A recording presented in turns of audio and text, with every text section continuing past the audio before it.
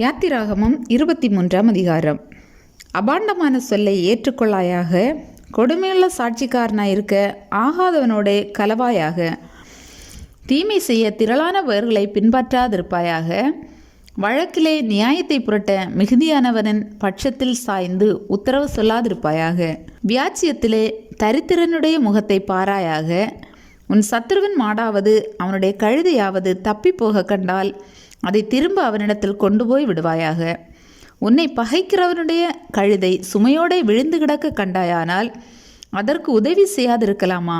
அவசியமாய் அவனோட கூட அதற்கு உதவி செய்வாயாக. உன்னிடத்தில் இருக்கிற எளியவனுடைய வியாச்சியத்தில் அவனுடைய நியாயத்தை புரட்டாயாக. கள்ள காரியத்துக்கு தூரமாயிருப்பாயாக.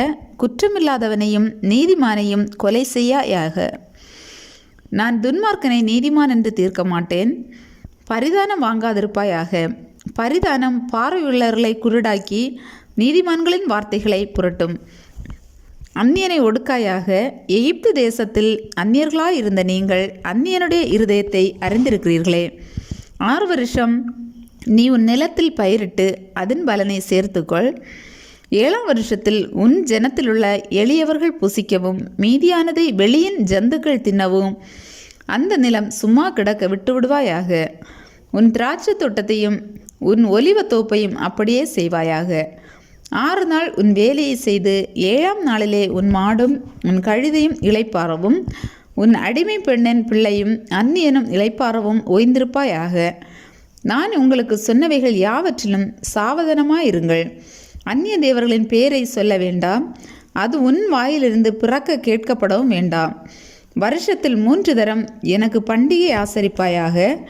புளிப்பில்லா அப்ப பண்டிகையை கொண்டாடி நான் உனக்கு கட்டளையிட்டபடியே ஆபிப் மாதத்தின் குறித்த காலத்தில் 7 நாள் புளிப்பில்லா அப்பம் புசிப்பாயாக. அந்த மாதத்தில் எகிப்திலிருந்து புறப்பட்டாயே. என் சந்நிதியில் வெறுங்கையாய் வர வேண்டாம்.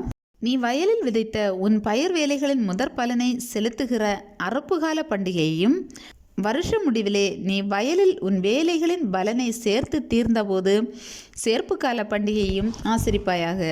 வருஷத்தில் 3 தரம் உன் ஆண் மக்கள் எல்லாரும் கர்த்தராகிய ஆண்டவருடைய சந்நிதியில் வரக்கடவர்கள். எனக்கு இடும் பலியின் இரத்தத்தை புளித்த மாவுடன் செலுத்த வேண்டாம். எனக்கு இடும் பலியின் கொழுப்பை விடியற்காலம் வரைக்கும் வைக்கவும் வேண்டாம். உன் நிலத்தில் முதல் விளைச்சல்களில் முதற்கனியை உன் தேவனாகிய கர்த்தருடைய ஆலயத்துக்கு கொண்டு வருவாயாக. வெள்ளாட்டுக்குட்டியை அதன் தாயின் பாலிலே சமைக்க வேண்டாம். வழியில் உன்னை காக்கிறதற்கும் நான் ஆயத்தம் பண்ணின ஸ்தானத்திற்கு உன்னை கொண்டு போய் சேர்க்கிறதற்கும் இதோ நான் ஒரு தூதனை உனக்கு முன்னே அனுப்புகிறேன். அவர் சமூகத்தில் எச்சரிக்கையாயிருந்து அவர் வாக்குக்கு செவிகொடு. அவரை கோபப்படுத்தாதே. உங்கள் துரோகங்களை அவர் பொறுப்பதில்லை. என் நாமம் அவர் உள்ளத்தில் இருக்கிறது. நீ அவர் வாக்கை நன்றாய் கேட்டு நான் செய்வதையெல்லாம் செய்வாயாகில் நான் உன் சத்துருக்களுக்கு சத்ருவாயும் உன் விரோதிகளுக்கு விரோதியாயும் இருப்பேன். என் தூதனானவர் உனக்கு முன் சென்று எமோரியரும் ஏத்தியரும் பெரிசியரும் கானானியரும் ஏவியரும் எபூசியரும் இருக்கிற இடத்துக்கு உன்னை நடத்தி கொண்டு போவார். அவர்களை நான் அதம் பண்ணுவேன். நீ அவர்களுடைய தேவர்களை பணிந்து கொள்ளாமலும் சேவியாமலும் அவர்கள் செய்கைகளின்படி செய்யாமலும் அவர்களை நிர்மூலம் பண்ணி அவர்களுடைய சிலைகளை உடைத்து போடுவாயாக. உங்கள் தேவனாகிய கர்த்தரையே சேவிக்க கடவீர்கள். அவர் உன் அப்பத்தையும் உன் தண்ணீரையும் ஆசீர்வதிப்பார். வியாதியை உன்னிலிருந்து விலக்குவேன். கர்ப்பம் விழுகிறதும் மலடும் உன் தேசத்தில் இருப்பதில்லை. உன் ஆயுசு நாட்களை பூரணப்படுத்துவேன். எனக்கு பயப்படும் பயத்தை உனக்கு முன் செல்லும்படி செய்வேன். நீ செல்லும் இடமெங்கும் உள்ள ஜனங்கள் எல்லாரையும் கலங்கடித்து உன் சத்துருக்கள் எல்லாரையும் முதுகு காட்ட பண்ணுவேன்.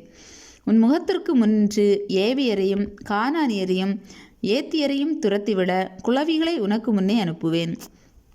தேசம் பாழாய் போகாமலும் காட்டு மிருகங்கள் உனக்கு விரோதமாய் பெருகாமலும் இருக்கும்படி நான் அவர்களை ஒரே வருஷத்திற்குள்ளே உன் முன்னின்று துரத்தி விடாமல் நீ விருத்தியடைந்து தேசத்தை சுதந்திரித்து கொள்ளும் வரைக்கும் அவர்களை கொஞ்சம் கொஞ்சமாய் உன் முன்னின்று துரத்தி விடுவேன்.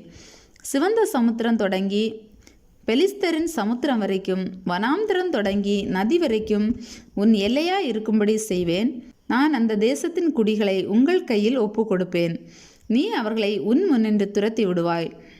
அவர்களோடும் அவர்கள் தேவர்களோடும் நீ உடன்படிக்கை பண்ணாதிருப்பாயாக.